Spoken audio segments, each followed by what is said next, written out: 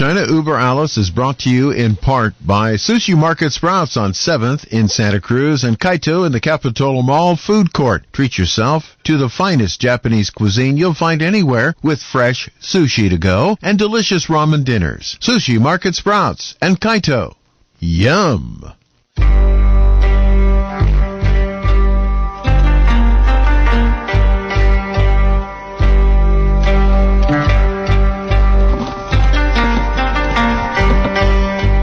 Time for this edition of China Uber Alice. Good afternoon, everyone. I'm Bill Graff, along with Nan Su and Michael Olson today. Amy Howe is not able to be with us for today's program, so we're going to get a story, a very interesting story, I think, from Michael Olson How today. do you know?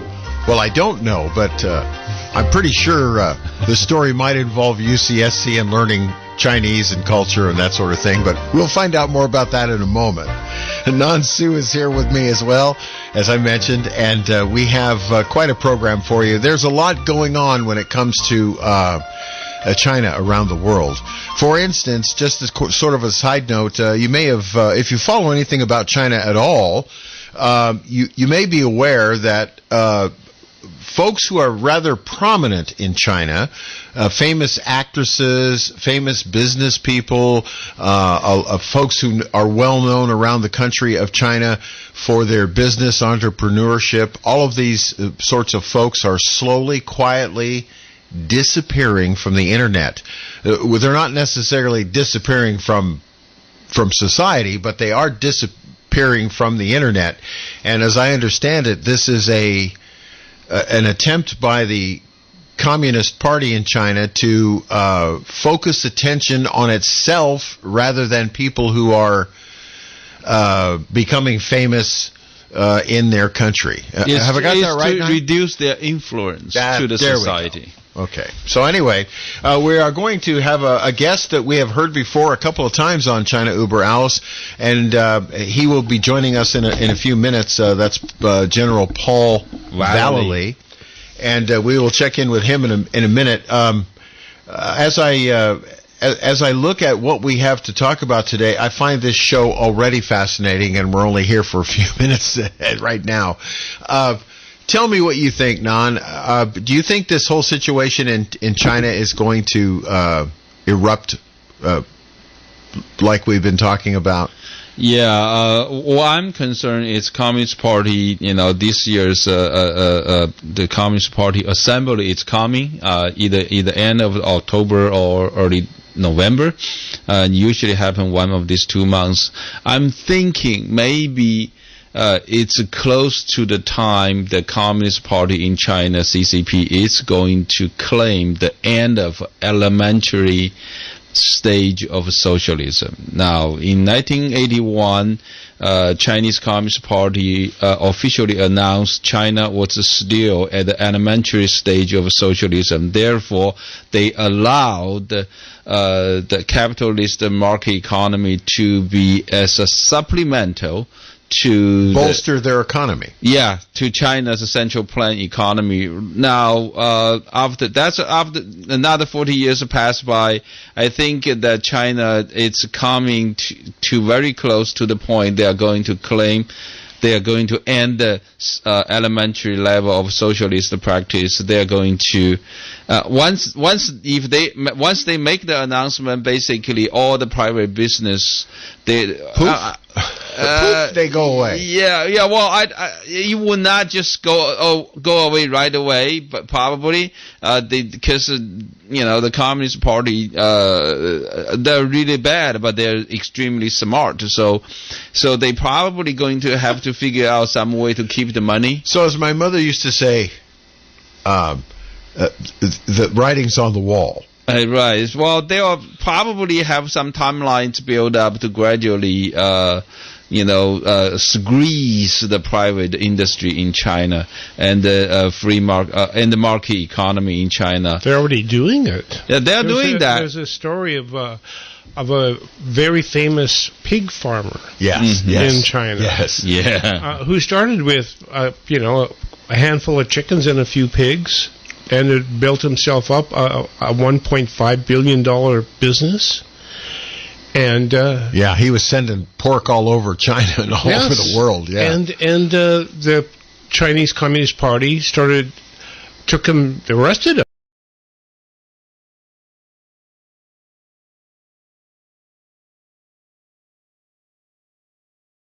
Water rushes down not just through the highways, but also finds its his business. Sure. And this to me is something that all American oligarchs who lust after the Chinese marketplace should bear in mind.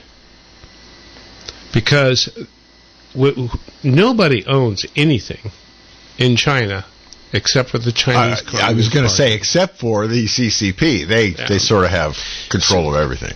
And so this pig farmer loved free enterprise. He loved the ability and to exercise his talents and the talents of his employees, and it infuriated the neighboring state farm, the state-owned enterprise. And it's a wonderful story. I'm packaging it for seeing if I can put together for my Food Chain Radio program. Well, anyway, why don't we just go right to our storyteller today, who is not Amy Howe. Instead, it is Michael Olson. He has quite a knowledge of China, but I think it's more of an academic knowledge because of your association with that famous university in Santa Cruz, California. First of all, get well, Amy. Come back to us and keep telling those wonderful stories of yours. I think we have to talk Amy into taking her stories and turning them into a book. You know what? That you're not the first person who's thought of that. I think everybody who's ever heard one of Amy's stories thinks that they all ought to be put in a book. Yeah. So at any rate, my fascination with China came as a Montana boy, fresh off the high prairie, on an aircraft carrier steaming around the Far East. And it was a wonderful experience for a dumb Montana farm boy, because here's the world. In Montana, there are places where you can stand on a hill and see 170 miles and see no people. Right. Well, you can do that on a ship too. Yeah, but you can't see 170 miles. True. So in Montana, you could see mountain ranges 170 miles poking up just below the horizon. It's pretty fascinating. At any rate, steaming around the Far East, all throughout Japan, the Philippines, Singapore, but everywhere I went, there was China. It was something big was happening in China. This was 1968. And something really, really big was going on in China. I remember once I was in Hong Kong walking the streets with one of my squadron mates who had run out of money and tried to borrow some from me, but I wasn't going to give him any. So he says, I'll go to this bank and we'll cash a check. And I said, yeah, right. So we walked into the bank, and it was the Bank of China. And there's a great, big, huge portrait of Chairman Mao, and it was all decked out. Everything was red and fiery, and boy, there was celebration going on. You didn't know what was going on, but something was going on. At any rate, that trying to cash a $100 check at the Bank of China did not work out for my fellow sailor. At any rate, you could tell something was going on. And, of course, I had no idea what it was, but you knew something big was going on. On the other side, over there, in the big China, something was going on. And that, of course, was the Cultural Revolution. Now, after the Navy, I ended up as a student body president at San Diego City College. And my student council consisted of the Black Student Union, the Brown Student Union, the Vietnam Vets Against the War, the Women's Liberation was what we called them then. And so I had at least 7 revolutions going on at any one time. Under one umbrella. Under one umbrella. So when all of that was over, I said, man, I got to get out of this politics stuff, and ended up at UCSC. where I was determined to study literature and learn how to be a storyteller. And so I enrolled in the program, and they said, "What is your foreign language going to be?" And I said, "What do you mean?" They said, "Well, to get a degree in English literature, you have to have a degree in a foreign literature, which means you have to have a foreign language." So what language does Michael Olson pick? Well, I flunked German in high school, so it was no sense in going back there. And I was fascinated with China. I was terribly fascinated with China because something big was going on there. And I didn't know what it was. And so I just started taking Chinese. Let me get this straight. You flunked German and decided Chinese would be easier. Well, my family spoke a lot of German on the farm and whatnot. So, I was looking for adventure, I guess. But at any rate, I got this wonderful teacher, Ching-Yi Doherty. Oh, she was a beautiful Mandarin woman.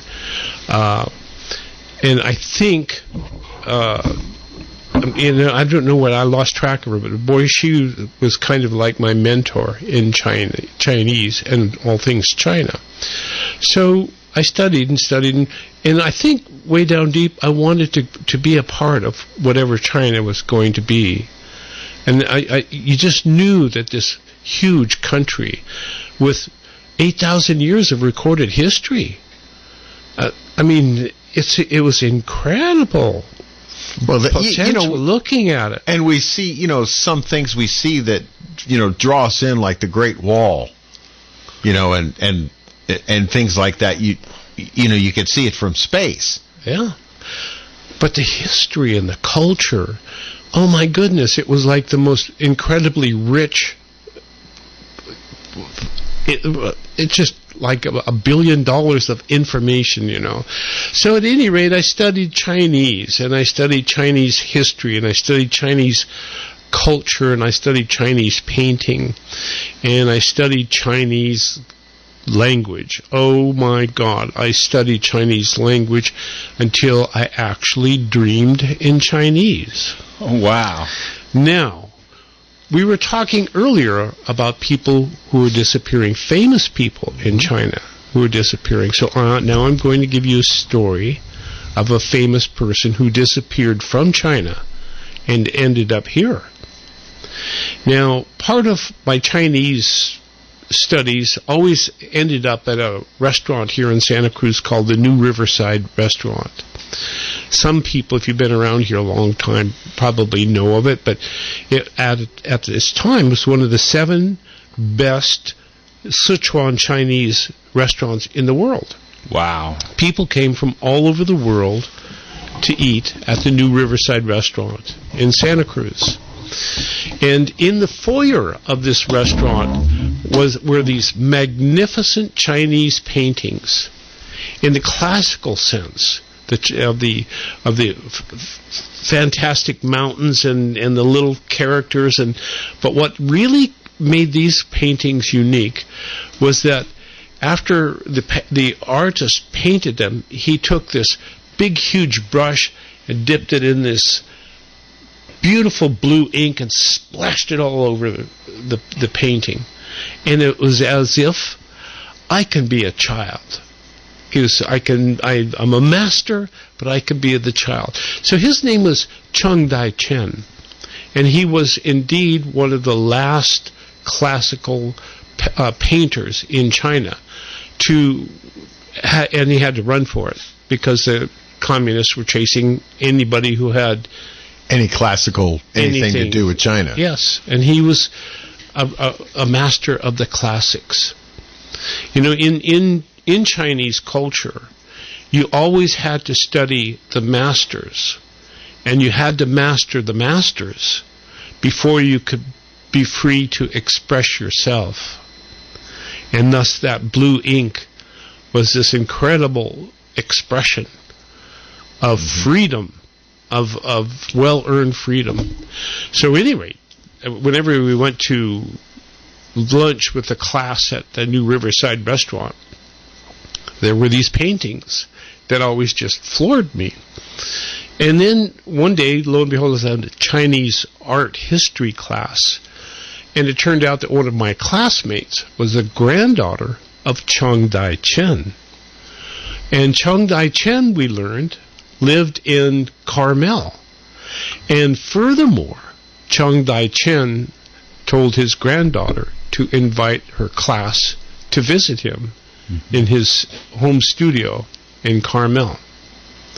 So, we got to visit Chiang Dai-chen in Carmel. Now, it was one of the experiences in my life for several reasons, but the house itself was nondescript. No big deal. So we were except that it was in Carmel. Yes, well, that's a start, right? So at any rate, we were ushered into the front door and kind of right through the house and out into a garden, a spectacular bonsai garden. So Chiang Dai-chen had been collecting bonsais all of his life. And when he made a run for it, he made a run for it with all of his bonsais somehow, and got all of his bonsais out of China and brought them all here. And so they had a spectacular bonsai garden with fountains and little streams, and stunning. I mean, it was a jaw-dropping garden. And bordering the garden was his studio. It may be 40 feet long. It was all glass on one side, and the walls contained all of his maobis, or the hairbrushes, you know, an extraordinary collection of just lined the walls, and then his paintings. And my wife Marlene was, oh my God, look at this! You know, it's, being an artist, this is, you're in the home of a master, and you're stunned.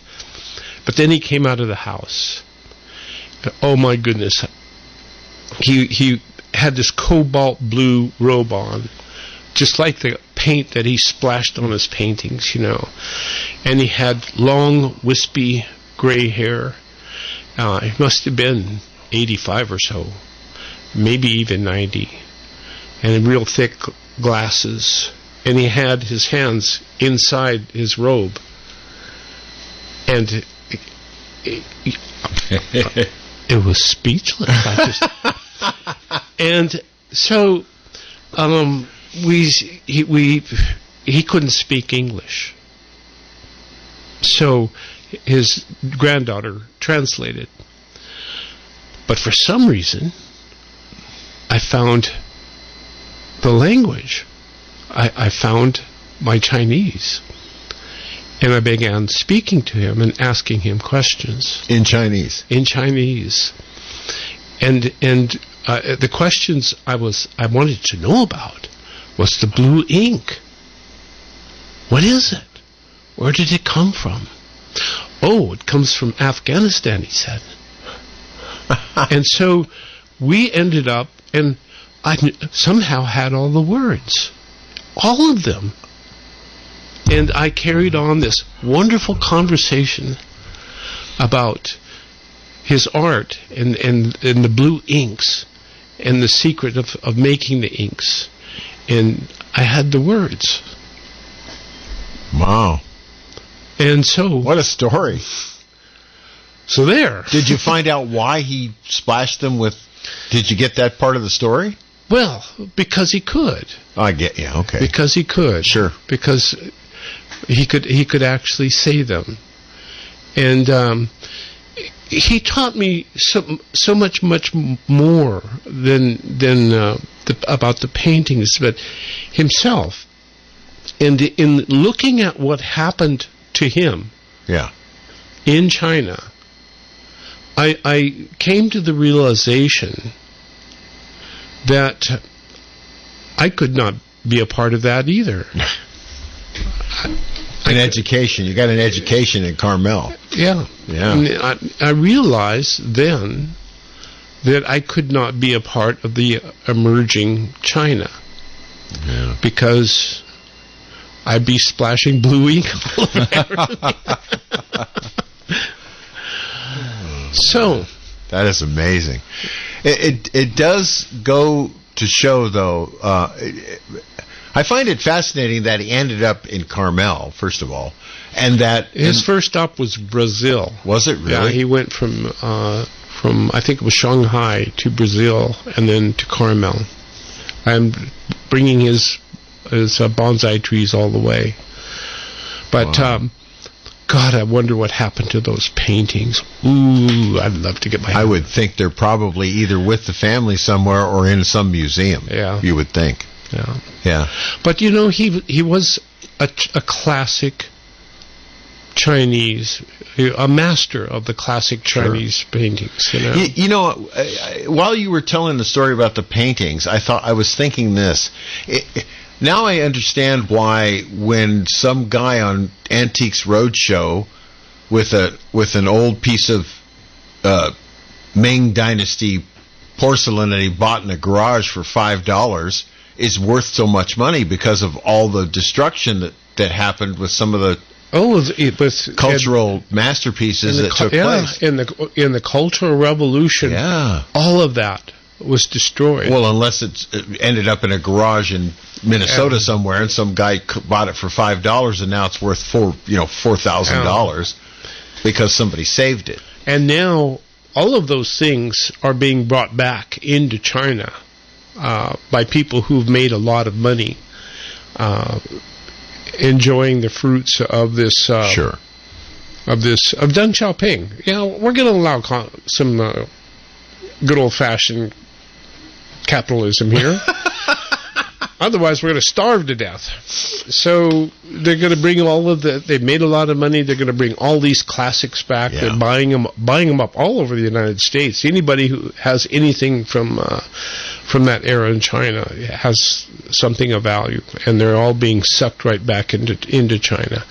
But then what happens again when they have the next cultural revolution? They're going to break it all again, right? Well, it's like the story that Nan tells about the statue of Confucius. When the Cultural Revolution happened, they smashed up the statue because they didn't want the classic thinking to continue. Yeah. But then they had to reassemble the statue for the tourists. Yeah. So the tourists could see the statue of Confucius and get the story of him as was presented. That's kind of what's going on in the USA right now. Some years ago I had the opportunity to speak in Jacksonville, Florida for my tin can book.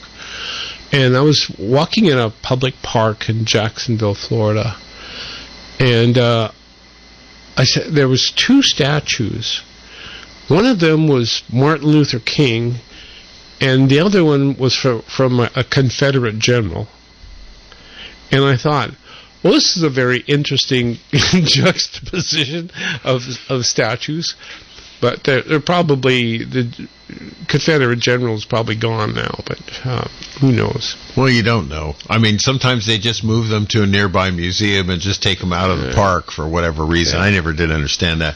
We are attempting at this time to get General Paul Vallely on the line with us. So what's the subject going to be? Well, the general is going to talk about some interesting things. You know that the Taliban are parading some of our military hardware. Well, wouldn't you? Well, absolutely. There's billions of dollars worth of U.S. military hardware still on the streets of Kandahar and in Afghanistan's new, ruling group of folks, the Taliban. So there have been several folks, former high-ranking retired generals, demanding the resignation of the U.S. Defense Secretary Lloyd Austin and Chairman of the Joint Chiefs of Staff Mark Milley. And the reason they're demanding this is because of the fact that all that hardware was left there when we knew apparently that... Bill, these guys remind me of General Custer. For those of you who don't know about American history, General Custer, he made a few mistakes. Let me just put it that way. Yeah.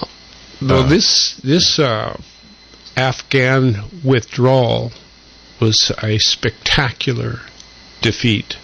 Probably... We've done it before, though. you would not believe the impact this is having around the world. Oh, no. All you got to do is read what's happening around the world. The impact is phenomenal. And the impact it's having on our fighting men and women. I would think it's interesting. I have not had this conversation with you off the air, but it would be interesting to find out some of their part of Michael Olson's family are in the military right now, and it would be they're brokenhearted. That's what I was just about to ask you. I bet they are brokenhearted. Yeah, that it took place the way it did. Yeah, well, we put a lot of 20 years. My son-in-law was blown up in Afghanistan. Spent a year in the hospital. Yeah, and to just leave like that is just, it's interesting. We've been talking about, on other radio shows on KSCO, we have been talking about the fact that the withdrawal from Afghanistan is having some real, I don't know what to say, I guess repercussions in our military now. Particularly, what really got me was right near the end of last week. We had that suicide bomber who apparently was loaded with like 3 times as much ordnance than a normal suicide bomber has on them, and he took out like 400 people. Mm-hmm. Do you know that we had that suicide bomber targeted with a drone, and that we could have taken him out just like that, but the order came down from on high not to take him out? No, I did not know that. I did not know that. I know they took out a truck that was loaded with ordnance. I do know that. Same way with a drone. But apparently, how did they know he was loaded? How did they know that particular... Probably somebody told them that this guy's coming. I don't know. I wonder why they didn't take him out. That'd be interesting to find out. That'll be a classified piece of information for quite a while. Yeah, you're not going to find that out. Yeah, exactly. But at any rate, we're in a very, very precarious place now in our history of this country. Very precarious. And so is the rest of the world, actually, because of the void that leaves, and countries like Communist China, who are trying to fill that void now in Afghanistan, so that will have repercussions. I'm frankly worried about what may happen to the Taiwan area and Japan. Yeah. And of course South Korea, because it's so close. Yeah. But we'll see what happens. The entire Pacific. Yeah. Not quite sure what happened to everybody. It's you and I. It's just you and me. Anyway. So should we change the name of the program? I wasn't going to bring that up until later, but yes, we are planning to change the name of China Uber Alles. Why? Well, I think the idea came down from some of the command staff here at the radio station, because the term China Uber Alles is lost on some people. They don't know the history of where it comes from. It was... You know what? It's like a malignant term. It's a cancerous term. Well, from its original, its original origin. By the way, if you don't know, the original origin of Uber Alles is from Nazi Germany. And China, or Germany, Uber Alles. Yeah, it would have been Deutschland Uber Alles, yeah. And it meant Germany above all else. Well, we are, when we started the program, China was making all kind of worldwide aspirations for power, and so we thought China Uber Alles would be an interesting takeoff on the original version of the name. But that's making a statement. I'm not sure we want to make. It's a statement. It's a declarative statement. Indeed. A sentence. China Uber Alles. It's a declarative sentence. And, that's really not a healthy way to brand a journalistic kind of approach to the news. So So if you can hear in the background, we have a lot of ding, ding, ding going on. The phone is ringing. So anyway, we're thinking about changing the name. I don't believe we have picked an actual. We're pitching ideas. We're pitching ideas amongst ourselves. So here's one: China Watch Radio. Now, that's kind of nice because that describes exactly what we're doing here. Except the problem, I just found that there was a so-called China Watch website. That's a site that's okay. Run by the communist Chinese? Yes. Well, we don't want to do that. By the regime. They have a China Watch thing, so... How about this? Eye on China Radio. Okay. Well, let's do this. No, seriously. Let's ask the audience in the second hour. Okay. After we talk with General Paul Vallely, if in fact that's going to happen.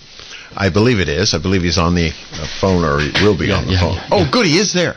All right. Well, then, without further ado, let me tell you about General Paul E. Vallely, Major General, U.S. Army retired. He was born in Pennsylvania. He retired in 1991 from the United States Army as Deputy Commanding General of the U.S. Army Pacific in Honolulu, Hawaii.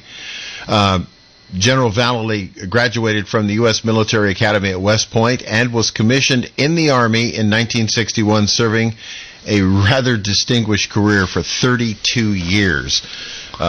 He has graciously consented to come onto our program several times, not the least of which is now, again. General Vallely, thank you for joining us, and good afternoon. Well, good afternoon, and thanks for your kind invitation. Oh, thank you very much. Sorry for all the technical difficulties we have been through. Thank you for your patience. No problem. Well, General, let's cut right to the chase. We have left a lot of military hardware in Afghanistan. And for that reason, some of the military leaders have come under some real fire for leaving that much money and hardware in a foreign country.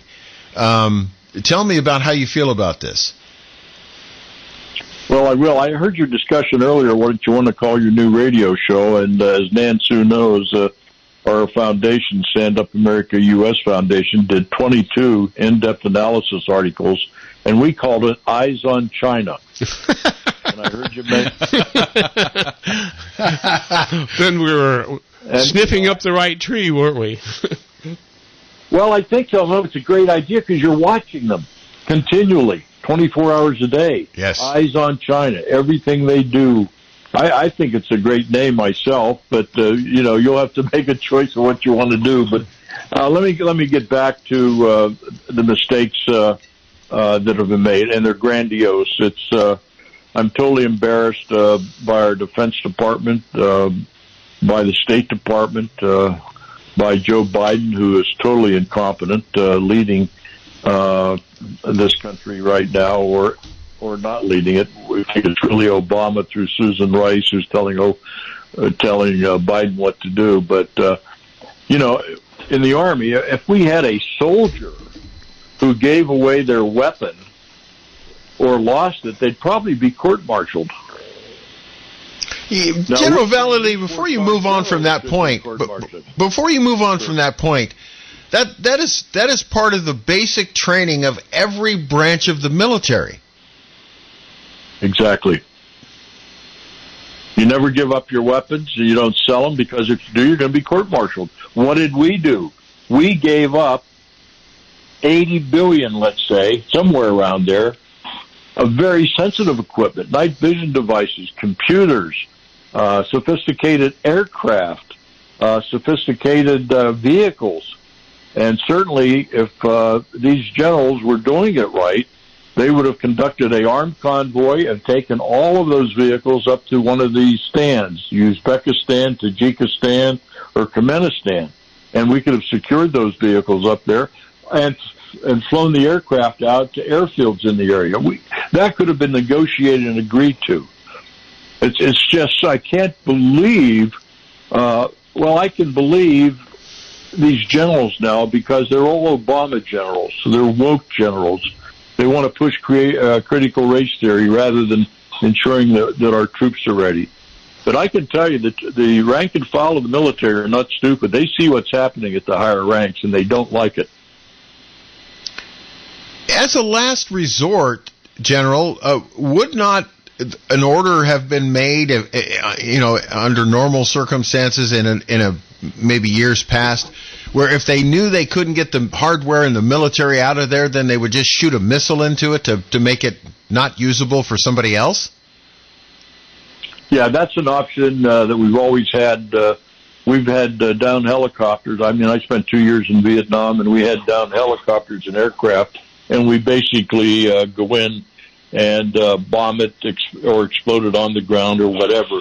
But we would deny the enemy of ever getting any of our equipment. So this is it's embarrassing to say the least.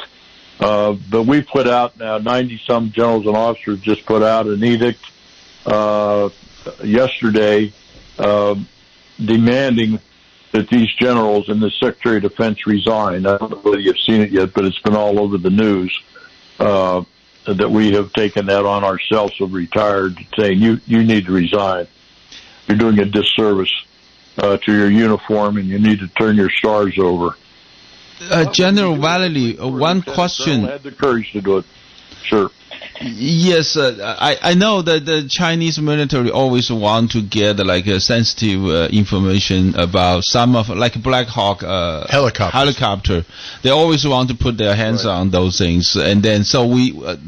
Do you think that it's possible they're going to be shipped to China or something? No, they won't have to necessarily ship it to China, though some parts may be taken back. But from intelligence reports, I understand now the People's Liberation Army are going to move into Bagram Air Base and take that over as one of their bases of operation for the Silk Belt Road Initiative. And so the Chinese, of course, have been supporting the Taliban. So I wouldn't be surprised if they go in and the Chinese will have access to all of that equipment at Bagram. And then, they can ship back to the PRC anything that they would like to examine more in depth. Well, I have a question. In looking at what has been transpiring here over the past few months, it seems as though we have been being dismantled at the rate that's simply incredible. And are you seeing the same dismantling that I am, General? This is tearing America apart. Yeah. In 9 months, the damage that's been done by Biden and his administration, from energy to the southern border, immigration, economics, going and increasing our debt level to unbelievable amounts. Everything this administration has done has been negative. Now, is this dismantling deliberate, or is it just a consequence of incompetence? Both. And Obama is actually running the operation through Susan Rice, who's in the executive office building, directing Obama, who's mentally incompetent. He's obviously sick, dementia or whatever, but he's not running the show. He's just a puppet at this time. You have to understand that. Now, the only question is, who's running Obama? Is it the globalists? I mean, Biden isn't capable of being as creative as what's going on. So we know he's been being manipulated. We also know that because of Hunter Biden, and he is compromised by the Chinese Communist Party entirely. Well, they gave him $1.5 billion. That's pretty... Now, General, I want to understand this. Now, it looks like after we lost Afghanistan to China, so China will have a heavy influence from Pacific Ocean all the way to Persian Gulf, including all the central region of Asia that includes Iran, Iraq, and Pakistan, Afghanistan, Turkestan, Uzbekistan, you name it. All the stands. All the stands, right? So it's that kind of like a base for China to build their airlines in opposition of the West now. Well, that's why I say Bagram will be turned over to the Chinese. That will be their base of operations. China has already built 2 new seaports and two new airport landing places in Pakistan. They've also created a road from western China through Pakistan down to the Indian Ocean. So now China has access from western China to the Indian Ocean. Now, if you take the Silk Belt, that goes all the way across Pakistan through Afghanistan, up into the Middle East and now into Europe and Africa. So this has all been planned out by the Chinese Communist Party, well planned out. And so now, with the domination that they'll have in Pakistan and Afghanistan, it's going to change the whole map. We should have leveraged India a long time ago, which is not friendly to China, by the way. One of the biggest nations, second biggest nation, or first, who knows how many people, than China. And they have a very good armed force, and they're a democracy. But the United States State Department, they've not been smart enough to leverage what India could do and play a part over there. And that really upsets me, because I made this point maybe 10 years ago. So now, what do you think of Russia? You see, Russia is just on the north of all these stand countries. What do you think? Is this possible for the State Department to have some sort of a negotiation with Russia, so at least Russia will not join the camp that China is building? They already have.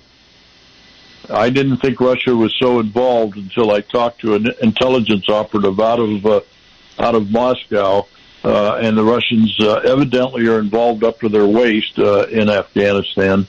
So they'll be playing the cards there, particularly when they look at the mineral resources that are available in Afghanistan. But here's the other dynamic that's happening. Now you'll have the largest caliphate. The caliphate was established in northern Syria, eastern Syria, and northern Iraq. Basically, we destroyed that. So ISIS is building back up again now. They'll have all of Afghanistan with the Taliban and Al-Qaeda. The jihadis have won this. And this is a major blow against the West, of which they wanted to do right from the beginning when they had 9/11. So you have had the jihadists have infiltrated through all the different societies to build up mosques in these different countries. So you have jihad working, and then, of course, you have all the pressure and domination by the Chinese Communist Party. So watch these two dynamics work over there. Which do you think will win, General? Do you think the Chinese Communist Party can dominate the jihadis, or do you think the jihadis will eventually dominate the Chinese Communist Party? That's a good question. Depends what force the Chinese take. They've done it against the Uyghurs in western China. But on the other hand, now they're supporting the Taliban. Yeah. They're supporting where the new caliphate will be, and that's Afghanistan. So we'll have to see how those cards play out. But until the United States gets new leadership and we get our standing back again, we're going to be in serious problems, which we are now. I'm more concerned right now about our southern border. The cartels have been more responsible for killing more Americans than all the troops and soldiers we've lost in the Middle East over the last 20 years. Through gangs, through drugs. Can you tell us why the border is open? What is the purpose? Go ahead, I'm sorry. Why do we have an open border? Well, have you been reading the newspapers? I am unable to make any sense of them. I do not know why. Well, I'll try to explain it. The executive orders that were signed reversing what President Trump had done, what they call catch and release. Basically, that opened up the borders. It sent a signal to Central America and others that they could cross the border. And once they got over here, we would catch them and then we would release them. So that's the why that happened. Also, the Democratic Party wants to have as many illegals come in and to give them voting rights, which will indicate a future domination of the Democratic Party. So again, is it too? This is a plan. Well, I understand how they did it. You know, I understand how they opened the border, but the reason that they opened the border then was to create a whole new class of dependent people from all of these people that are pouring across the border. Is that the plan then? That's part of it. That's part of it, absolutely. But you've had this movement throughout the world. They did it in Europe. Remember when they took the Schengen? I can't remember what they call it in Europe, Schengen something, where they basically tore down the borders of all the European countries, which allowed all those migrants to come in from Syria and the Middle East over the last 2 decades. So Europe's already suffered from this. Well, the same thing with the globalists. They want open borders. And so they're trying to create that. They're trying to create open borders in Canada, the United States, and they're being very successful. We, at our foundation, we gave a plan to the Defense Department how to take the cartels down in 6 days using special operations forces and some of our sophisticated equipment. I worked up a plan. I can take the cartels down in 7 days. But our Defense Department won't do it. So therefore, we have these militarized cartels. They have better equipment, better arms than the Mexican Army has. They have drones, they have aircraft, sophisticated communication. So here's the other attack about America. And then you have the Democratic Communist Party, which is the major threat in America. And then, of course, now the threat of future jihad. Now, General, let me ask you this. What about Taiwan? The Chinese Communist Party propaganda in the last couple of weeks has been really trying to using Afghanistan as an example to threaten Taiwan to just give up and to just become part of China. And what do you think, how secure Taiwan's situation is? Very serious. We know that will be the Chinese next target. One of the commanders in the People's Liberation Army came out 2 weeks ago, and he warned Japan, if you stand up and join America against us taking Taiwan, we will nuke you. We will send a nuclear weapon into Japan. He made that announcement. So you have an alliance that existed there of South Korea, Japan. Vietnam does not like China. India does not like China. And so there was a alliance over there who would have come to the defense of Taiwan. I think that's now broken apart because the United States now is in a position of weakness, and the Chinese Communist Party knows that. And so what happens if you're a wounded animal, you're a wounded country? Somebody will take advantage of you. So, in my opinion, the next target is Taiwan for the Chinese, and they want to make it the one China. Do you see anybody? The opportune time to do it. Do you see anybody in our government willing to stand up or desirous of standing up to China? Nobody in our government, not even the generals, not even the State Department, certainly not Biden and the White House. So when I say in a weakened condition, the strong will prey on the weak. And they know the United States now is weak in our government. So they'll take advantage of that, in my opinion. General Vallely, I spent a good portion of my life in the South Pacific. And I graduated from high school on Guam. And I was always under the impression that if anybody threatened Japan, Okinawa would, our bases in Okinawa would, start firing missiles at people. I know one of the largest Polaris submarine fleets in the planet Earth is based out in Apra Harbor on Guam. Anderson Air Force Base has nuclear B-52s ready to go 24 hours a day. I know all about that situation there. And it seems to me that if anybody threatened Japan, or like the North Korean leader did a while back, that if he aimed a missile anywhere close to any of our allies, it would turn into a cinder block. Am I wrong about that? No, you're absolutely right, and it's still the case of the alliances we have there. Again, you have some of the finest armed forces in the world, Japan. We have American troops there. We have 26,000 in South Korea. Top 10 armies in the world is in South Korea. And again, then you have Vietnam and you've got India. So there was an alliance there to come to the aid of Taiwan. But if the United States does not lead, okay, who is going to take the lead over there? What if our president says to stand down?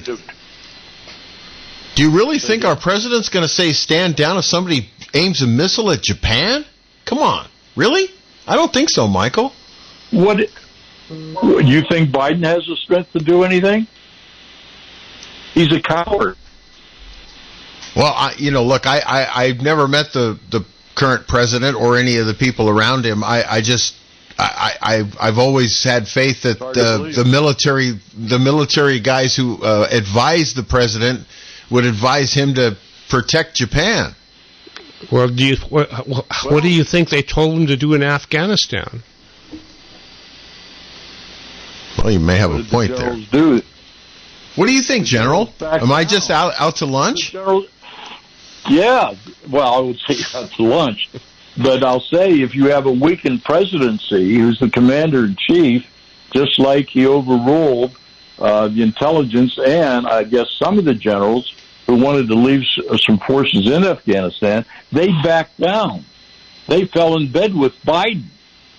They'll do the same thing for Taiwan. What makes you think they'll do anything different? Well, okay, that's a good point. I guess maybe I was naive to think that Japan and Taiwan and the Philippines and South Korea are all very important to the United States because, after all, we spent a lot of money cleaning Japan up after we, in fact, ended the war, with the worst weapon on the planet Earth.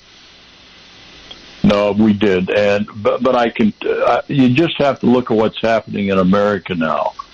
It's not the same. Things have changed in just 10 days in America. There's a new sheriff in town, and he isn't arresting anybody. Billy, we're out of time. We are out of time. General, we want to thank you so much for your time. We look forward to talking to you again in the near future. Okay. Take care. Thank you so much for being with us. Bye-bye. All right, we are completely out of time. KSCO Santa Cruz.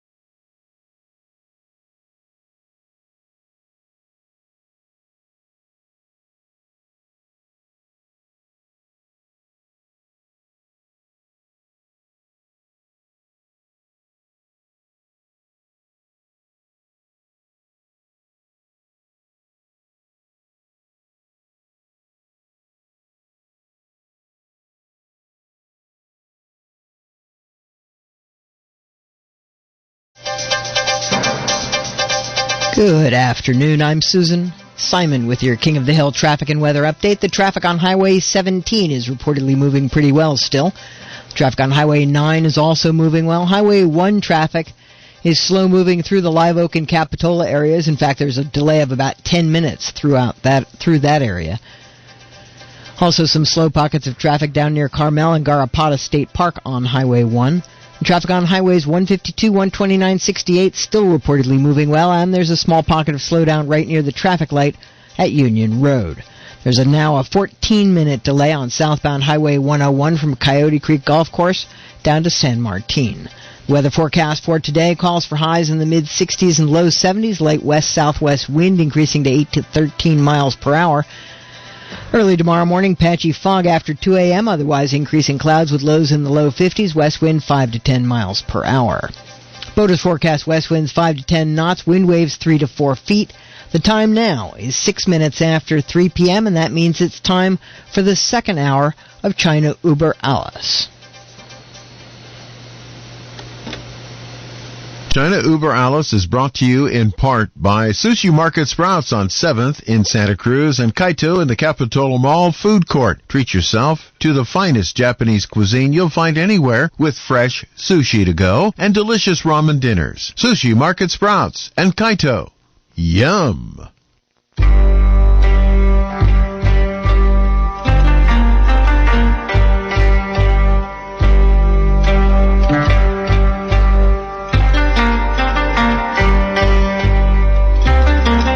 Welcome to the second hour of China Uber Alice on AM 1080 KSCO. By the way, if you have a suggestion for our, we're contemplating changing the name of the program. If you have a suggestion, please give us a call at 479-1080. We'll take all requests under advisement. I'm here today with Michael Olson and Nansu, senior reporter from the Epoch Times.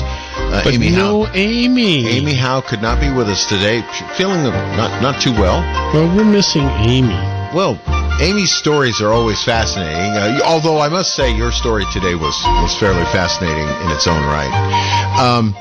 We have several people who have called the program to join us. Let me just say that when we talk to General Vallely, it's often very sobering and enlightening. He has some views on what is going on in the world that the general public is not aware of. The general has some inside scoops on a lot of things, and maybe we should invite people who disagree with the general to join us today and tell us why they disagree with the general. That's a good idea, too. In fact, we have, let's see, I got to push the right buttons here. Let me make sure I got everything set up right here. Let's go to... Is the general on? It says he's on. Let's try. General Vallely, are you still with us? No. No. No. Okay. There you go. Well, that answers that question, so let's do that and take calls from some of the folks who have called in after General Vallely did the first hour with us. 479-1080. Let's talk to Dick, who called us from Santa Cruz. Hello, Dick. Hey, guys. I was just listening to some of the... I didn't catch it all, but I heard Michael ask him, who's going to win out, the Taliban or the Chinese, when they move in? And he didn't have an answer, and he said that was a good question, Michael. So, well, who do you think's going to win, Islam or the Chi-Coms? Yeah, right. Islam's never going away. They haven't had a reformation. That's their biggest problem. The Islamic religion. They're just a third world, and they're going to stay there. With that attitude. The Chinese Communist Party had a reformation led by Deng Xiaoping, right? Yeah. But they backslid. Yeah. Well, what the general was saying, I was wondering, why didn't, Joe, I should call him China Joe, why didn't he make a deal and maybe move all those weapons out of Afghanistan to Taiwan? You think China would have gone for that? I know the Taiwanese would like those weapons. Do you think China would allow Joe Biden to get away with that? I don't, and I'm wondering what the general would have said if we now went to Taiwan's help. I mean, I think just the opposite is going to happen. I'm just saying that facetiously. I think Joe is owned by the Chinese as well as basically the DNC, and they will. The last time I was on, I said China might be involved in freeing the hostages in Afghanistan. I still believe that. That's still developing, and how many hostages do the Taliban now hold against us?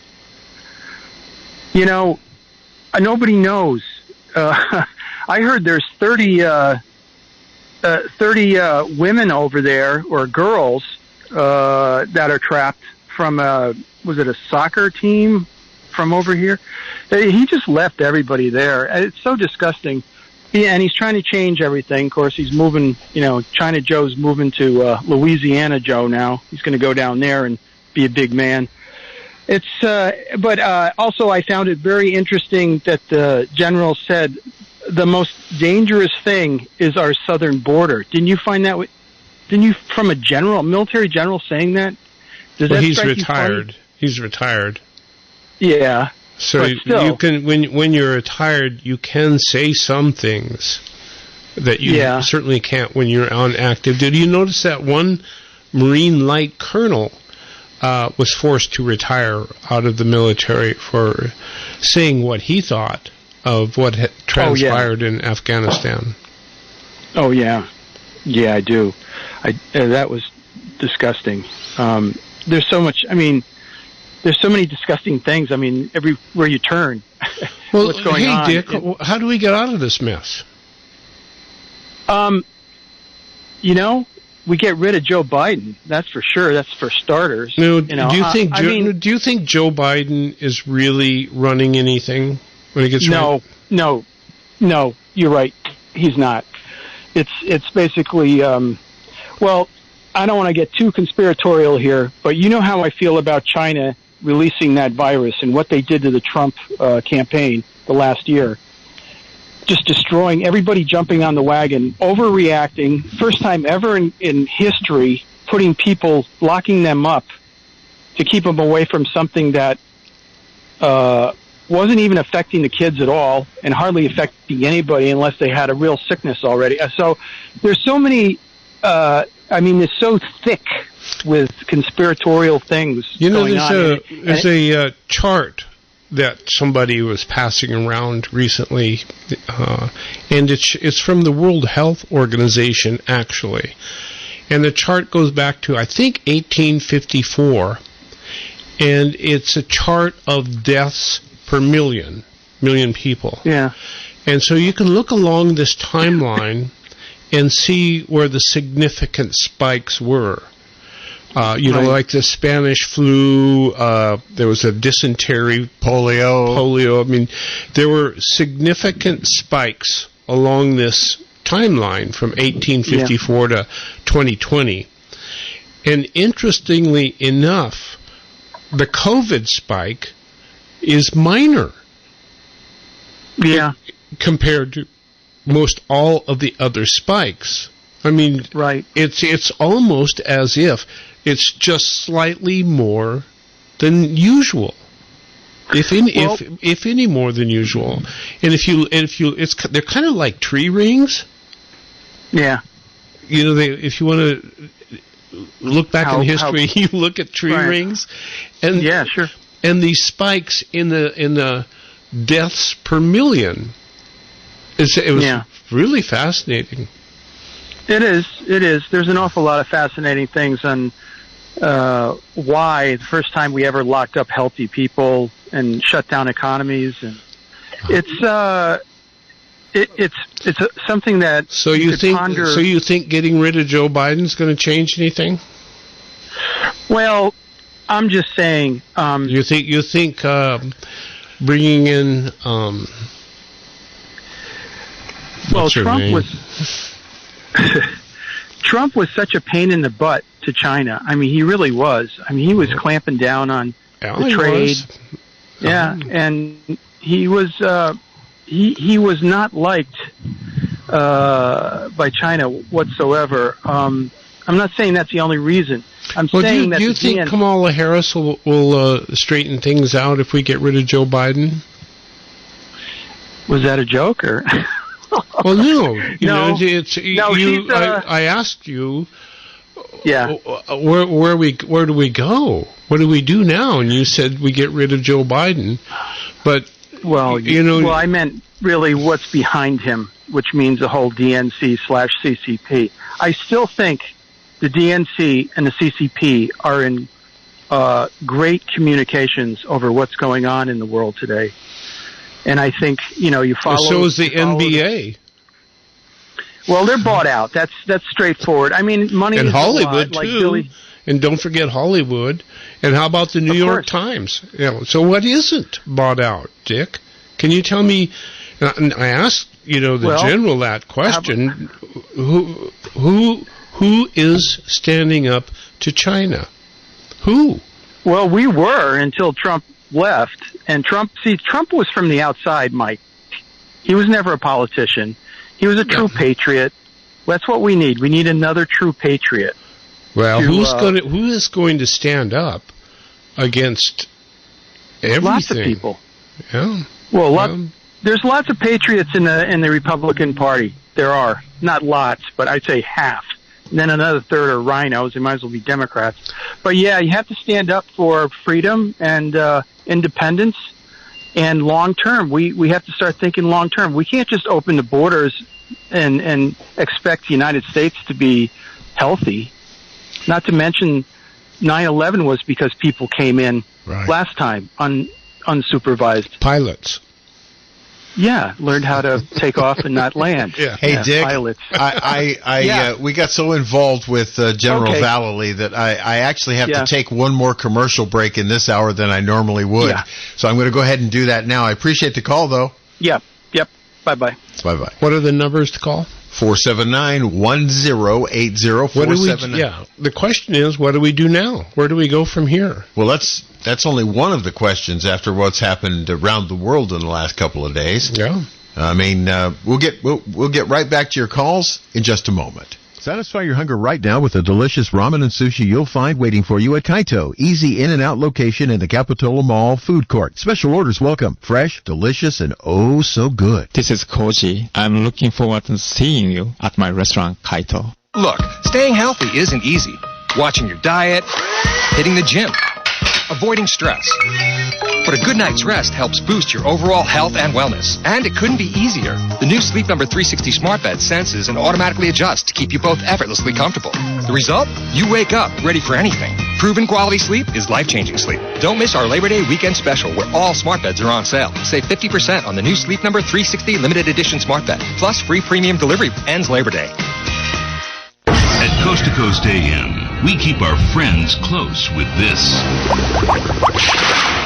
Can you learn to channel the other side? I'm George Norrie, and join us with our next guest as we talk about the demons and the other side, and later on, near-death experiences and afterlife with Muriel Ford Clark on Coast to Coast AM. And we keep our enemies closer at Coast to Coast AM. Listen to Coast tonight, beginning at 10 p.m. on KSCO. Hi, my name is Priscilla. I'm here to help you discover you so that you can be the person you want to be. I want to help you discover you with your career. I want to help you discover you with your relationship. And I'd like to help you discover you with life. I'm proud to say I'm a certified life coach whose job is to help you discover you. Give me a call, 831-884-2223 or discoveringyou.net. Let me help you discover you. Cammie Corvin is the executive producer for the Think Local First radio show. Join Cammie each Saturday from 2 to 4 as she hosts what is going on in our community for local businesses and local issues. Think Local First is brought to you by Bruno's Barn Grill in Scotts Valley, Togo's in Scotts Valley, Capitola and Watsonville, Tremonti Italian Restaurant in Santa Cruz, and Kissed by an Angel. Think Local First every Saturday on AM 1080 or KSCO.com. Recently on the Charles Friedman Show. I just got this online. It's just a picture, but I think it really says it all. It's a picture of a pizza box, and on the pizza box, printed on the box, is a little note here, open box before eating pizza. And the caption of the picture is, we're not going to make it, are we? And I looked at it for a couple of seconds, and, it dawned. If we are now living in a country, in a society, where people have to be told that in order to eat pizza, you first must open the box. If you have to be told that, if that has to be written down for you, if you can't figure that out on your own, then we're not going to make it, are we? Another sign of the times, ladies and gentlemen. Plenty of signs of the times, and every one of them points straight to hell. Don't miss the Charles Friedman program, weekdays 9 till noon on KSCO.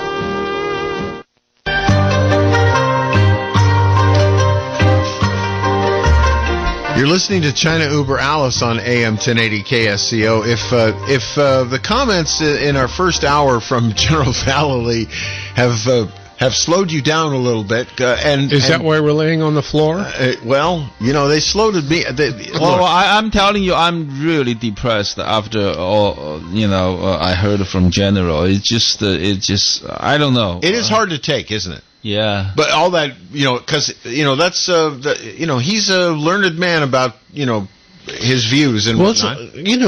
Somebody out there must know that he's wrong. And please call 479-1080 and tell us why the general is wrong, and tell us that things aren't looking as bad as the general made them to be. Well, I think things are really looking bad. May I say that what I said in the break? Yeah. Okay.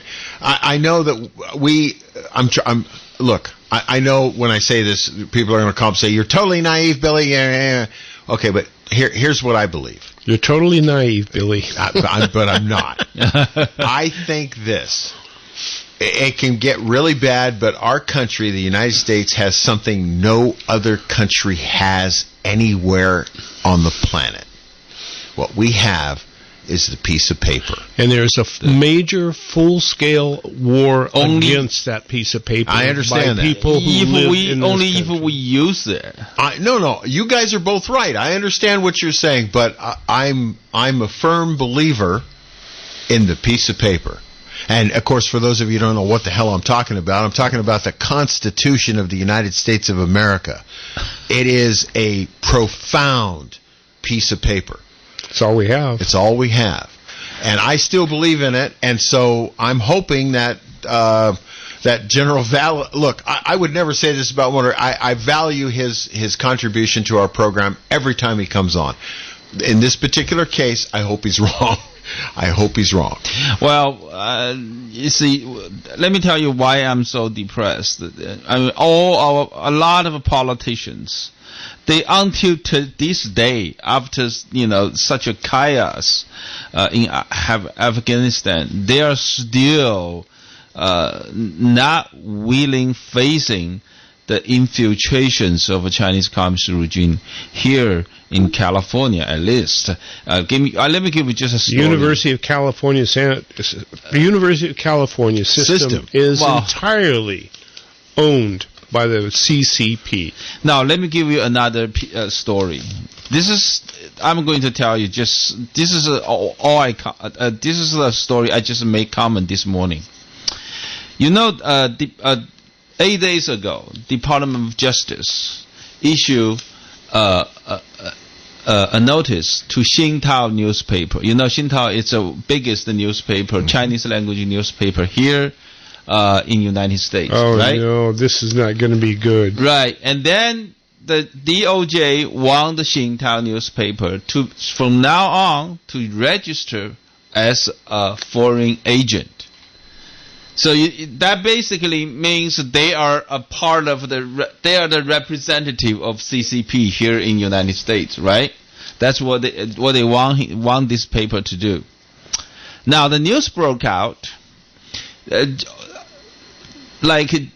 just this past weekend, just a few days after DOJ issued their paper. there's a bunch of California politicians, including our Governor Newsom, they all went to Xintao's big party of 83 years anniversary. Our Governor Newsom sent a long message, which he pre-recorded, and then he appreciated Xintao's 83 years anniversary and more than 40 years of service in Northern California. But here is what I want to say. 40 years ago, newspaper Xintao was entirely different than what Xintao is today. 1989, when the Tiananmen Square massacre took place, Xintao was entirely pro-democracy, support student movement, and it was unfortunately the Xintao newspaper had financial difficulties in the 90s, so it was bought by some of the airlines of Chinese Communist Party. So the current owner of Xintao newspaper, it's a member of a CPPCC, that's a Chinese People's Political Consultative Conference. That's the highest level airline of CCP that assists CCP rule China. So, and that's why the DOJ issue announcement after asked Xintao to register as a foreign agent.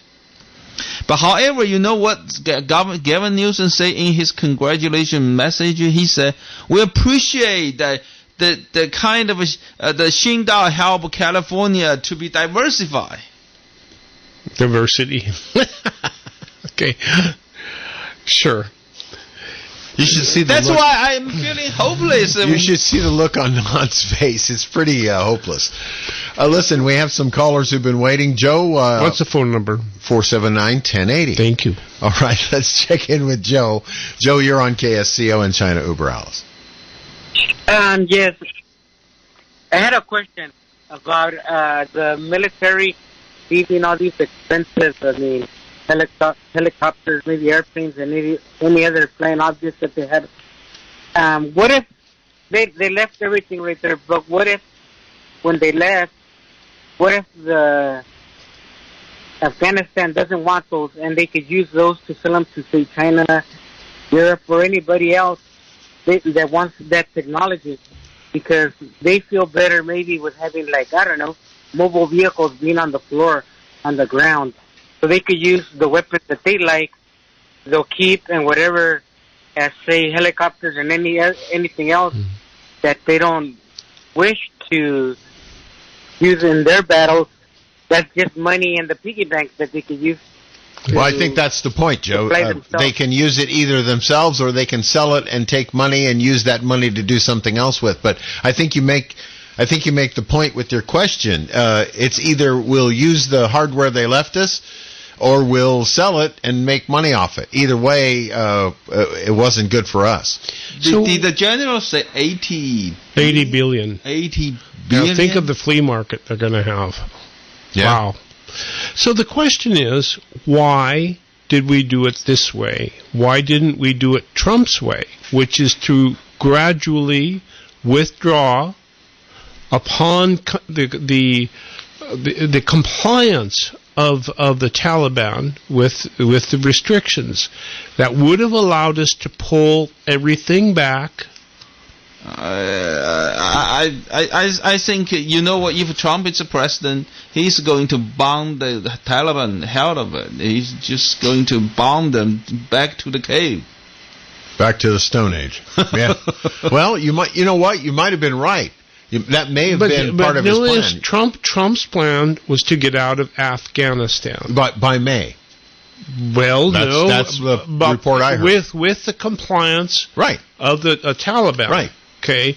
We do this and you do that. And if you harm any American, then all bets are off. All bets are off. Right. So the plan was focused on Bagram. That's correct. The air base. And so Biden did everything absolutely wrong. So the question is, was Biden doing this out of pure incompetence, or was it by design that he do everything wrong? I don't disavow anything General Vallely said, so I have to believe that Joe Biden was given bad advice, or he simply didn't follow it, or it wasn't advice at all. Well, somebody in the Joint Chiefs of Staff had to tell the president. Somebody told Biden what to do, and he did it. Who told him what to do? Well, I'm hoping some advice came from the Joint Chiefs of Staff. That's why they're there. That the top military leaders all get together in one room and they tell the president what they think. You heard the general say that he did it in spite of his intelligence people, like I said, his generals said. It depends who you believe. Hey, let's take another phone call, this time from... What's the number? John. John's in Freedom. The number is 479-1080. John, you're on China Uber Alice. Thank you for accepting my call. And I do believe the general is incorrect, or maybe not exactly right. Oh, good. Oh, give us a reason. Yeah, let's go. Let's rock and roll. Okay. According to international law and the Uniform Code of Military and Militia Justice, the Constitution says that Congress shall provide for calling forth the militia to execute the laws of the Union, to suppress insurrection and repel invasion. In other words, the unorganized militia of the United States, which is a citizens group, can convene a court-martial, suspend the authority of the government and the state governments of their authority when in violation of the Constitution for which they swear an oath to uphold. Uh-oh. What does that mean? Can you give us some put in the layman's term? What do you exactly mean by saying that? He's saying that the people can overthrow the government. Yeah, I know, but that's our constitutional right. But then, if we have a big civil war in this country, then who is the happiest? China. China is the happiest to see it. They will have achieved their objective. They're done with that's what they hope for. No. I'm not talking about taking over the government and giving it to someone else. I'm talking about protecting the republic.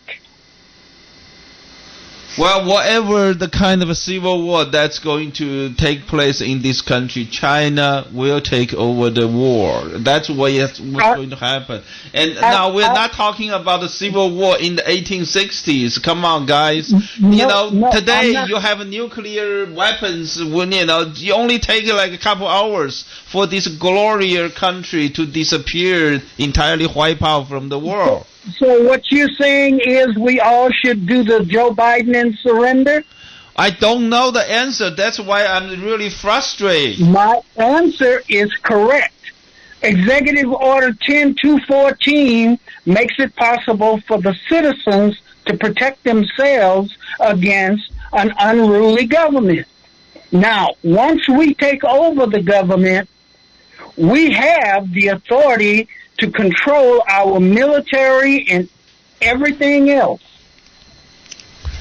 Well, let me ask you this. I just don't know how you're going to really do it in reality. Do you have an alternative? It would be the same as any military officer going to a foreign country, declaring martial law, suspending the authority of the existing government according to the international law. Mm-hmm. Well, it's interesting. You know that the government is frightened of this kind of mentality, this thought. Well, here's what I'm saying. You are frightening the government. And you can tell how frightened they are by how they have used the January 6th attack on the House. Militia groups? Yeah, so they are frightened of what you're saying. And no, there's no doubt about it, because you are threatening them. So where are you going to take this? And they think they've already won the war because they use Sun Tzu's The Art of War theory to deceive us. Mm-hmm. I'm not deceived. Everybody used Sun Tzu. Listen, Joe, I've got some. John, I've got some other calls. Thanks hey, wait for a minute. calling. Can I ask Dawn a question? Go ahead, John. Yes. What should we change the name of our radio show to? Do you think you need to? Yes, I do. Don't you? At this point in time, I'm not really prepared to answer that publicly. Okay. All right. Well, give it a thought. John, Thank you. Thanks for the call. Let's move on to Dave in San Jose. Dave, you're on KSCO. Hello, KSCO. What in God's creation is Joe talking about? What did the government do to cause the insight? I mean, cause the Are you on hands-free? No. It's just a loud truck. Oh, okay. Well, Dave, I think what Joe was trying to point out is that if we felt like it as a country, as a citizenry, we could use the Constitution's militia clause and grab control of the government again. I don't think we're at that point yet. At least that's just my opinion, and I don't think that it's a practical way to go at this point. No, but he was talking about the insurrection on the 6th. We had the right to do that. Yeah. I've read too many Navy or ship stories about mutinies. Yeah, they never seem to work. They don't out work out very well. Hey, Dave, I'm gonna cut you loose only because the phone connection is really poor. We can barely understand you, but I appreciate you calling in. All right, thanks, bye. Okay. Well, I don't know what was going on with his phone. I love cell phones when they work, but when they don't work, they're just not very good. Yeah. I hate to put it that way. Gordy, you're on KSCO. Thanks for calling. Hi. Okay, here's some ideas. Now, the Constitution spells out exactly what should take place. Hey, Gordy? Yes? How come your phone always works?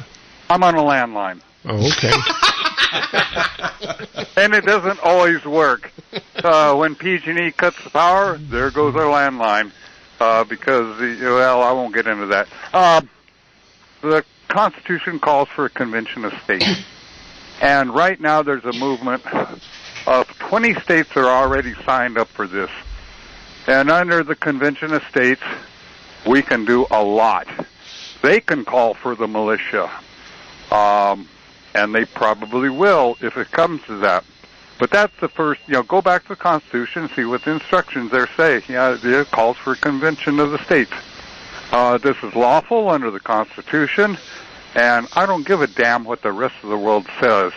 As in regards to the stations changing the name of your program, might call it China in your face, in your room, at your doorstep, and in your body. Something to that effect. That would be the same as China über alles. Yeah, but that lingo is unfamiliar to people, and it has a completely alien sound to it. So when you put Chinese über alles together, that just sounds like something not American. It sounds malevolent, doesn't it? Yes, it does. I get it. A lot of people get it. And maybe even malignant. The ones that get it, but the ones that don't, those are the ones that we need. So you say China in your face, something like that? Yes, something like that. Okay. I wrote it down. It's one of the. Okay. I'm writing them all down. All right. Okay. Thank you. Yeah, and that's hard to get Bill to write anything down. Hey, watch it now. No, you don't have enough time to grab a pen. You usually got a soldering iron or a chip puller or something like that in your hand. Okay. Now I want to switch subjects real quick, to what happened in Afghanistan. You will not get this information directly from the government. We've been having to go around it, but we know exactly what was left behind. there in Afghanistan. And amongst all the little toys that we left were pallets of U.S. American dollars, pallets of them. The exact amount I don't have right offhand, but you can check this out if you go to Gun Owners of California. We've done the hard work. We have the list that, for national security reasons we aren't supposed to have, but we do have the list. And that's, where do we find that? GunOwnersOfCalifornia.com.org, whatever your choice. Okay, good. Well, thank you so much. So how much was it? How what? How many pallets of billions of dollars did we leave behind? I didn't get into the minutiae of this, but you can find that there. But it does list specifics. But the list is so extensive, I didn't have the time to get into all the little details. Like how many of our C-130s are there. We know that there's over 10,000 night vision devices, plus the secret codes for communication between all of the communications equipment, et cetera, et cetera. I mean, the list is so long it'll make you throw up. So we just gave him everything. Thank you for the call, Gordy. Thank you, Gordy. Thank you. Jeez. You guys have a great day and never give up the ship. We are kind of desperate, including the name, looking. I mean, we did have a couple good names, China Watch, and then we found out the Chinese regime already using the name. I'm for using it in spite of them. And then we have a general suggesting we use Eyes on China, but then we found that name was taken already. But anyway, so if you can think of anything, please give us a suggestion. All right, let's talk to. I don't know if it's Angel or Angel, but it's this person is calling from Salinas, and we'll find out. Is it Angel or Angel? It's Angel from Salinas. Oh, okay. So, okay, first I'll say maybe it should be China watching you, watching us.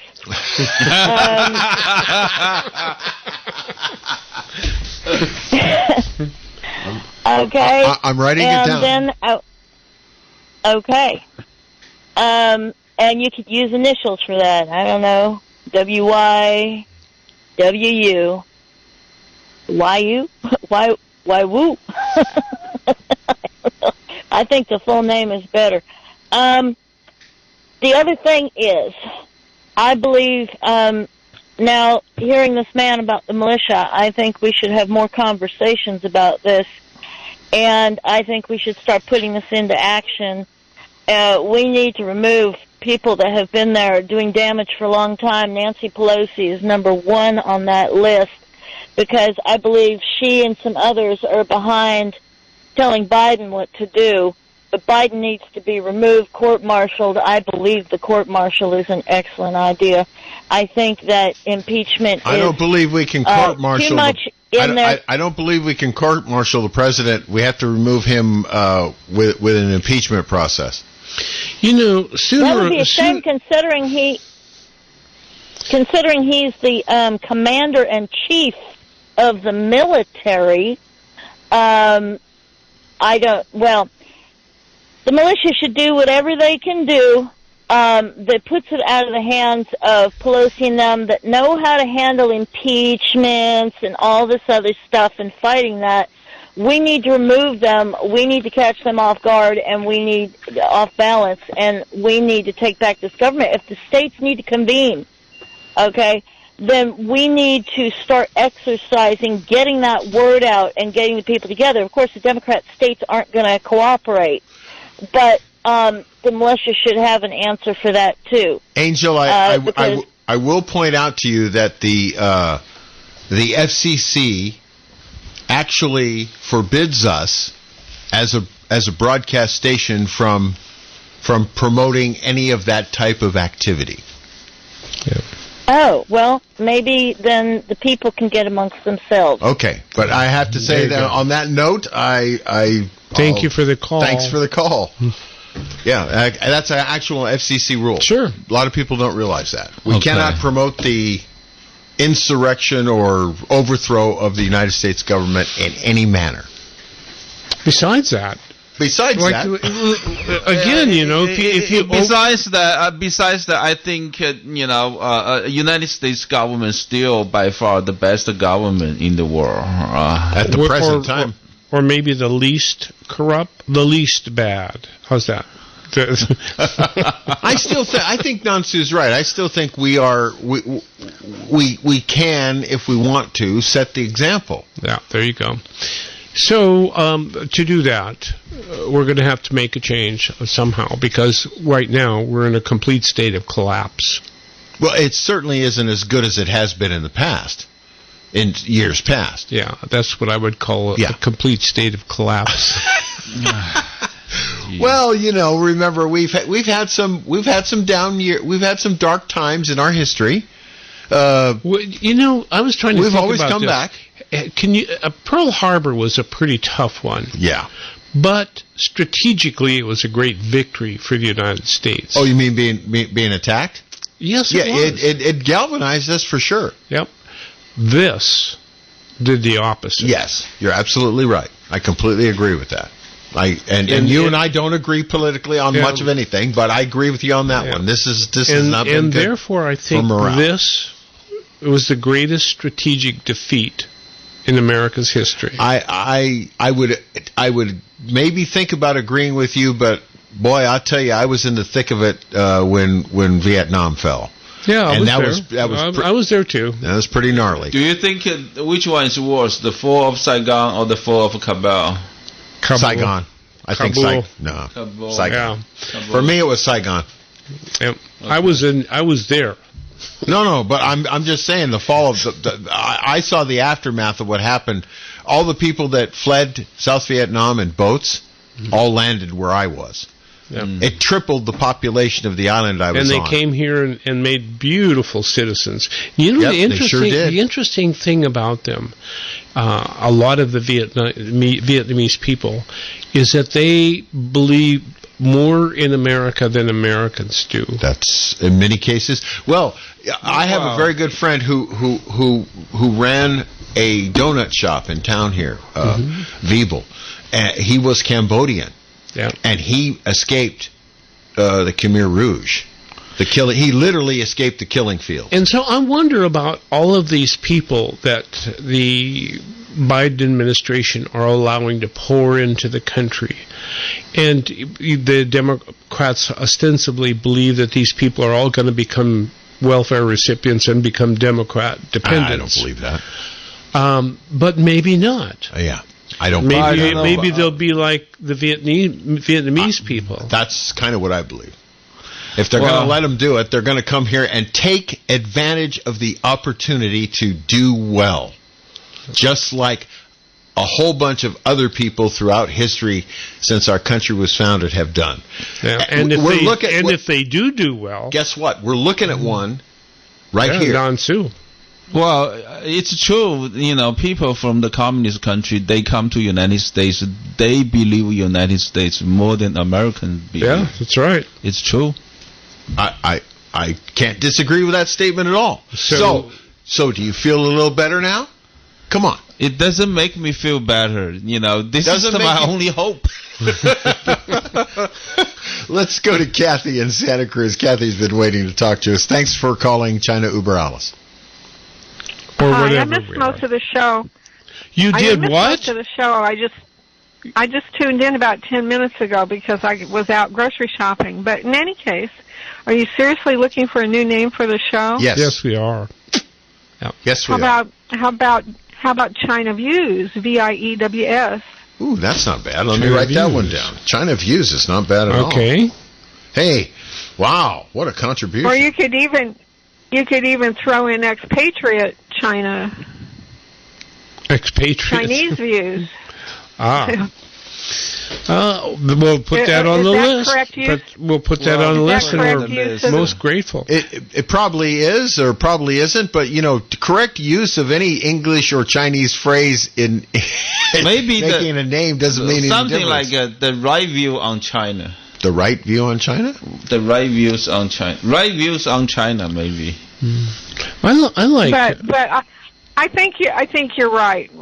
Uber Alice has some sort of kind of pernicious sound to it, And most people, including me, and I'm a college graduate, don't know what it means. Yeah. Well, like I said, it served its purpose in the beginning, but I think we're trying to branch out a little bit and make it a little more. You know what we're really trying to do? We're really trying to find a name for the show that describes what the show does. Yeah. So China über alles is like a declarative sentence that just says China is above all. It's kind of a downer. It's malignant. Yeah. Or something like that. Anyway, Kathy, we appreciate the call, and we're sorry you missed the first hour. Yeah, no more shopping for food during the shows show. are. Yeah. Snacks are more important sometimes. Did you get that Kit Kat you wanted? It sure did. and then some. Okay. Thank you for the call. Have a good day. You too. Oh, wow, that's fun. Hey, I'm going to take our second commercial break before I forget, and then we'll come back and talk to Marcia and Gary and Nick if we have time. Let me take the break, though, because if I don't take it now, I will forget to do it. You're listening to China Uber Alice on KSCO. Satisfy your hunger with a fresh, prepared, twice-daily grab-and-go sushi you'll find waiting for you at Sushi Market Sprouts, 2 blocks from the beach at 300 7th Avenue in Santa Cruz. Fresh, delicious, and oh so good. Hello, I'm Junko, and I look forward to serving you at the Sushi Market Sprouts.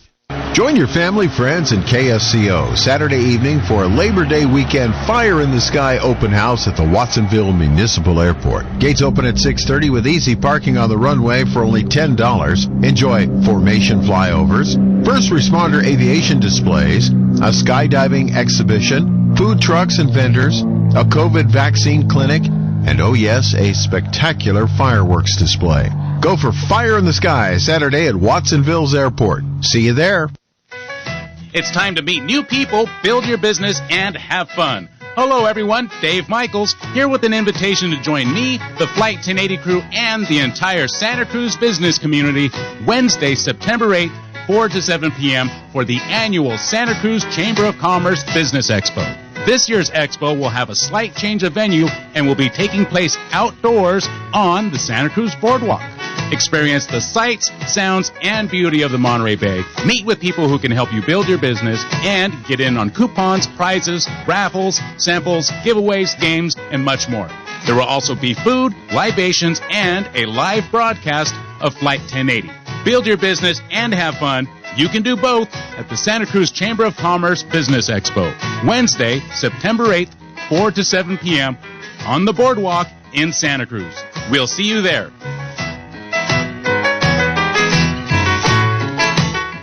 It's summer in Santa Cruz, and Ace Hardware is here for you. You know our stores at 849 Almar Avenue and 1214 Soquel Avenue. Now check out our big new store at 201 Front Street. All the brands you love, Weber, Traeger, Big Green Egg, Steel Outdoor Power, gas, battery, or electric, and service and repair for Steel tools. We'll even fix your window screens. Ace is the place in Santa Cruz. If you've got dry skin, cracked heels, age spots, or vision problems, then you should try the Healthy Brain and Heart Pack. Not only does it have all 90 essential nutrients, but it also has an extra dose of essential fatty acids and selenium. Gray hair, wrinkles, hemorrhoids, and forgetfulness can all be addressed by the Healthy Brain and Heart Pack. This one-of-a-kind combination was designed by Dr. Joel Wallach after decades of research.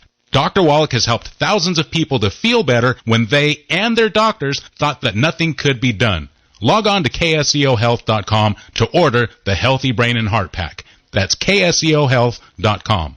Or call 831-218-KSCO to place an order and to speak with an authorized longevity distributor. That's 831-218-KSCO. Getting older is part of life, and that's okay, but you don't have to feel old. Order the Healthy Brain and Heart Pack today.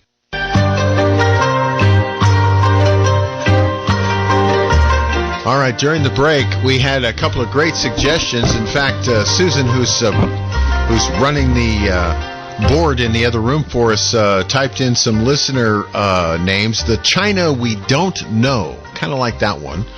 And also exploring Red China. That's also a pretty good suggestion. Yeah, that's pretty. So good, we're getting some good ideas. We'll kick around. Thank you. We're talking about changing the name of the program because it's whoever submits the right name will get a free trip to Xinjiang.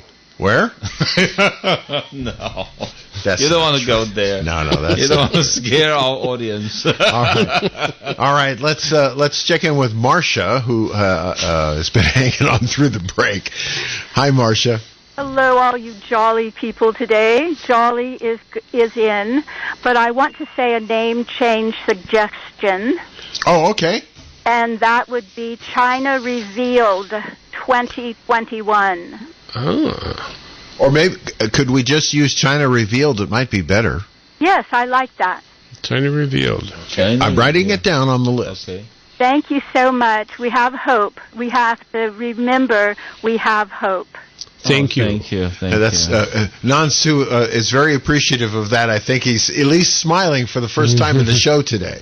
Well, that's good. We're holding you up, and we're listening, and thank you so much for your information. Thank you for calling. Thank you, Marcia, for calling. We appreciate it.